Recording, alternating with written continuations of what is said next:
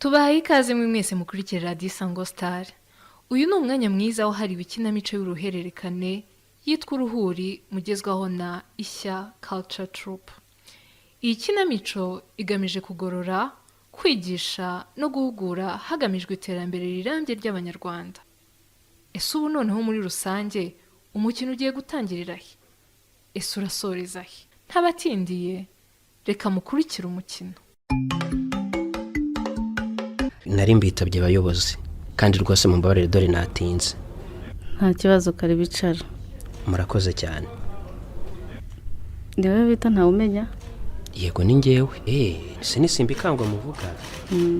Rero simbikangwa rwose burya ni nk'umuvandimwe wanjye kuva na kera. Kubera ko twibanira mu buzima bwose yewe dusangira n'akabisi n'agahe bimwe by'Abanyarwanda. Ndumva ari ibyo ngibyo nta kindi narenzaho. None sibye n'umucuruzi witwa Kabera waba ubizi wiki. Kandi ntumbeshye kuko gutanga amakuru nabi nabyo birahanirwa n'amategeko. Urabyumva? Ndabumva rwose muyobozi. Kandi rwose ngereka nkubwire. Simbikangwa na Kabera nabonanye nabo mbere yuko Kabera uwo mucuruzi abura. Gusa icyo nabonye nuko bari bafitanye ubucuti budasobanutse. Ariko usibye gusangira agacupa nta kindi kintu na kimwe cyenzi rwose. Nta kintu na kimwe cyenzi cyuriya mucuruzi Kabera. Ibyo ko Kabera yahaye Simbikangwa amafaranga waba ubiziho ko bivuga ko mwasangiraga. Umva rwose umuyobozi nkubwire ngi icyo nabonaga nuko Simbikangwa yazanaga akaza afite amafaranga undi akagura agacupa tukisangirira buri kanya. Ariko urabizi rwose nkuko bisanzwe no mu muco y'abagabo bari gusangira nta mugabo baza mugenzi we aho yakuye amafaranga yo kugura agacupa. Rero ibirenze ibyo rwose ntabyo nzi. Ariko ubundi muyobora niba rwose ntishe gahunda yanyu ubundi kuki muri kumbaza ibibazo bikarishye gutya? Umva wa mugabo we dufite uburenganzira bwo kukubaza amakuru yose dukeneye kandi dukeneye kumenya byinshi kuri Simbikangwa ndetse na Kabera. Ngaho itahire mugire ibihe byiza. Akaga karagwira ubu kuba inshuti koko na Simbikangwa kumva nabigiye kumbyarira ibibazo ngaho dore ibazwa ridashira. Ntacyo kantahe ubwo ni muntu maho nzitaba. Kandi ngize icyo menya rwose nzababwira pe. Mubyumve rwose nta kibazo. Ngaho mugira amahoro. Nzabibabwira rwose. Undi niyinjire ngaho genda. Undi niyinjire. Mujye ku murongo kandi mukurikiza amabwiriza. Mushyiramo metero. Uwinjira yambaye agapfukamunwa neza.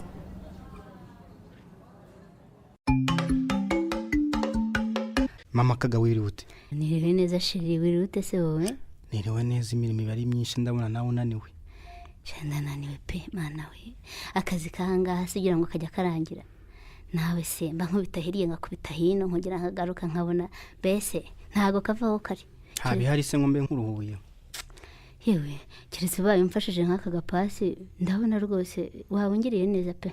Ndimo ndagutegurira aga surprise nizere ko kazagushimisha. Ndashaka kujyana ku kibuye ku mazi tukibuka ubuto bwacu. Uti ku mazi ariko se ahubwo mbere yuko umbwira ibyo ku kibuye reka manze nagushimire. Usiko cyagiye ngurira aka gasakoshi na twadukweto mbese naratwambaye abantu bose barumirwa. Naratambukaga mu muhanda abantu bose bakavuga batari kuyimugore mwiza n'uwande di. Nige washatse. Ariko sha none uragira uti rero urashaka kunyana ku kibuye. Hakurikiyeho gusohokana abagore bane none bashaka bakajya bakuryanira n'inzara. Sha bya bintu byawe. Sha simbizi ndumva ntabishira amakenga. Ubwo ntiwasanga ari akantu uri kuntega. Ako ntuzi ko ngukunda koko. Byose mba mbikora kugira ngo nshimishe tuve muri bya bihe bibi twaranzwe. Mana ishimwe nanezerwa nkanashima Imana nkayizamura icyubahiro navuga nti Imana ungiriye neza ko mpenderera umugabo pe. Barero Mama Kagabo kuvuga no gutaruka. Hari indi mishinga nteganyiriza Kagabo. Urabona ko hazaza hacu hadashingira ku kuba umwana wacu ari umushoferi. Yego ndi kukumva. Ndashaka ko aziga kaminuza. Ibyo bintu ko numva ari byiza di. Ariko ibitekerezo ko numva bizi cyarimwe. Ntabwo umunani w'umwana ari ibintu by'amasambu y'inzu iki nagashuri kandi umukobwa wacu nawe ntabwo musaza wazagenda ngo ndasigare ku nkono. Agomba kujya kwiga icyongereza tukamushakira kuntu yajya kwiga mu mahanga. Ariko man shora byose. Uti? Gusaza kwacu tudafite abana bazaturwana bizagenda gute tuteganyirije. Yubaze rero mureka tete ndamutse mfite umwana wiga muri Amerika cyangwa i Burayi. Se Mama Kaga. nta gakuru ka Shamimu na Kagabo kuri ya modoka yatwara. niko se papa Kaga, Ndakumva mugore mwiza. ndashaka kukwibariza. Ubundi mbere y'uko mbaza ibya Shamimu na Kagabo, njyewe ibyo nakubajije urabinsubije? Harya niba icyo wambajije ntagusubije. Mva yenga urigira nyoni nyinshi. Nakubajije amakuru ya teta, nkubaza ko yabyaye, nkubaza uko amerewe, nta kintu kimwe wigeze unsubiza. Kubyara? Kubyara nyine. Teta byara? Se ntiwamuteye inda? Inde?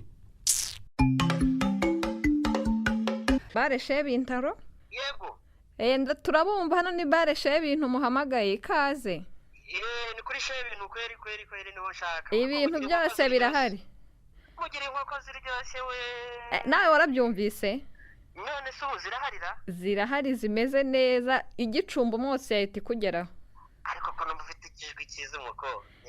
Urumva hano rega ibintu bya hano byose buzirinenge kabisa, ari amajwi, ari abantu, ari byo dutanga byose ni sawa sawa. Inkoko wa mukobwa ukaryoshya n'ibindi. Byose ni munange mu papa. Umva noneho rero ukuntu ibintu bimeze. Ndashaka inkoko y'umunsi. Itari munsi y'ibiri byo ngibyo. Bingahe? Ibiro bine. Izo nizo tugira zonyine. Kandi urabizi ko ngiye nkunditako. Amatako abyibushye meza yahaza ibyatsi kabisa. Harya ubundi ntunyibuka kuko urumva tugira abantu benshi, ariko ndumva iryo jwi bimeze nk'umusaza w'umunyabuntu wigeze kuza hano. Reba abagabo bari bicaye hahandi harya hari utuntu tw'uduti. Ndakureba buriya ni wowe mwiza, hari harimo ukanyakanya n'undi w'iki. Twaguze n'inzoga. Ni wowe muze noneho genda kurebera iziruta zose kuko ari wowe. Urumva rero ko ndi umukiriya. Ni impamo y'Imana.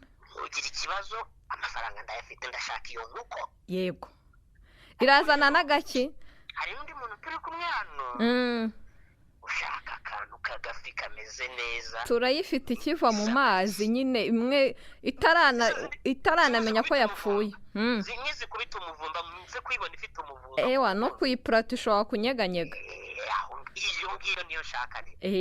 Ngirira vuba hanyuma uranzanira ibyo kunywa bya bindi byo twase, rya cupa nyine ryari ruraryibuka. Ry'abantu basobanutse ndarireba kabisa. Naryo ntiriburemo. N'agakoka ku ruhande.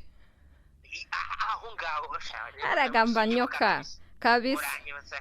Ni mwebwe nta bandi. 10 niyo myinshi.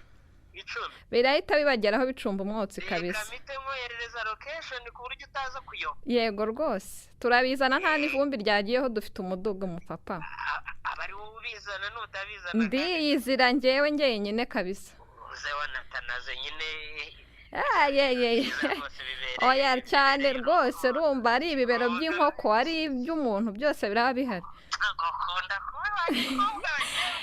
Urakoze cyane umupapa. Eka dukwakwanye, asante sana. Ego. Ayo munsi ndayabonye. Ahangaha ubwo ndakurayo nayanjye.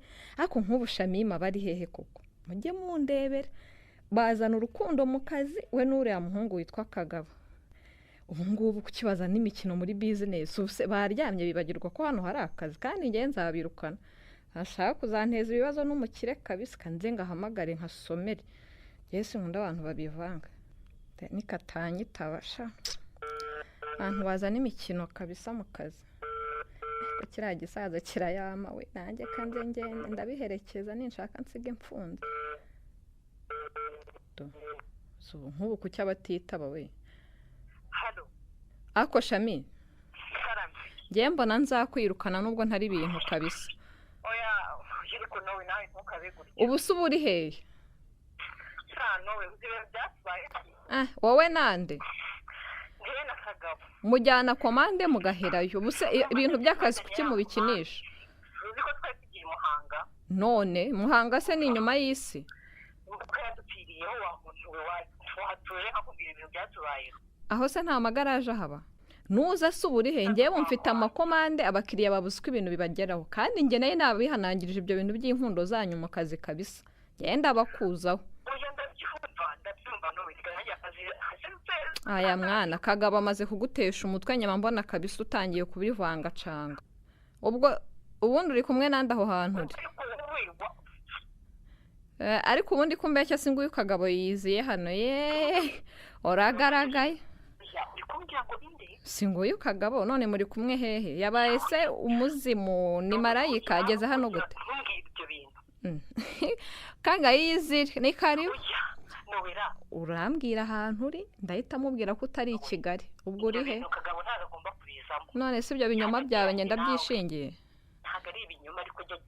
none se uri kumwe nande ubu na Kagabo wirereye utangiye kumuca inyuma Jesse nkunda abantu bavanga ejo bundi wanyigiraho marayika ngo wabonye Kagabo none utangiye kumuca inyuma yewe nakubeshyaga nta nuri hano cyakora ndi kunyujijemo yewe yego koma nese utinya Kagabo kuri urwo rwego isi buryo umugabo ari umugabo niyo yagira imyaka 5 yewe nkunyujijemo amaso abiri nta nubwo ari rimwe oya ngiye gushyira abasaza komande ndabana nigumiyeyo numvisha bavuga neza ariko ejo saa 2 muzabe muri hano urumva kandi n'amafaranga mwakoreye muyazanye mwana w'abandi waramurumbije sha sawa aha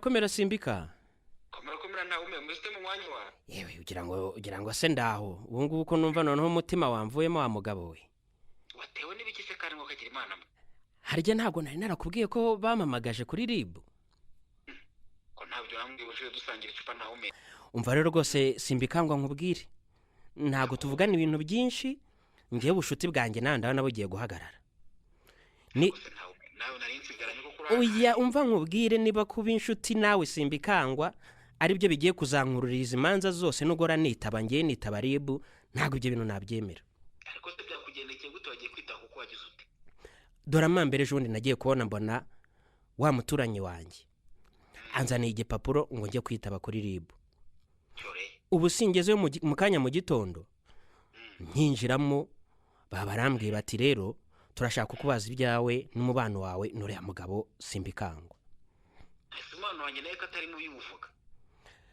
noze sinabivuze ariko ikintu cyambabaje simbikangwa rwose kugira aho batangiye kunyinjiza mu bintu byawe by'imibano yawe na wa mucuruzi urya waharya hepfo uramwibuka umwe uherutse kubura Kabera se Kabera none se kandi bya Kabera wubize mute koko simbika ntabwo twari turi kumwe n'umunsi mpurana Kabera ntabwo twahuye murimo mugura icupa mukangurira nanjye nkarinywa ariko si ibintu bya Kabera n'ubushize nanjye barabimbashije hari ikindi kintu ngenziranye na Kabera simbika ngereka nkubwire niba ari ibi byawe kandi narabikubwiye kuva na kera ibintu byawe byo kujya guzerera mu bantu ngaho wagiye muri bya bivamvari byawe none dore none ko ubona n'inshuti zawe zirimo zirazamo kandi nta hantu nziranye nazo ngereka nkubwire ibi ngibi ndaramuka mbikitse umubano wanjye nawe urarangira nuya n'icyemezo ndagifashe uzijyane no kwa muganga uzijyane no kwa muganga na ya gahunda ndayiretse uzijyane ngewe ntazavanga banambaza bati byagenze gute none ko ngewe umugore wanjye bigiye kunteranya nawe nta nubwo nzongera no kwitaba telefone yawe urabeho kandi ngendagiye mwakoze mwese kubana natwe ndizera ntashidikanya ko mwanyuzwe n'uyu mukino niba wifuza kuduha igitekerezo watwandikira ku mbuga zacu zitandukanye kuri Instagram ni Ishya Culture Troop, Twitter ni Ishya Culture Troop, Facebook naho ni Ishya Culture Troop, YouTube naho twitwa Ishya Culture Troop. Waduha kandi ubutumwa bugufi bw'igitekerezo cyawe kuri WhatsApp kuri nimero 0788 41 7 5 Ikinamico kandi iterwa inkunga na Isango Star. Njyewe na Jackie Nishimwe naho ubutaha mugira amahoro.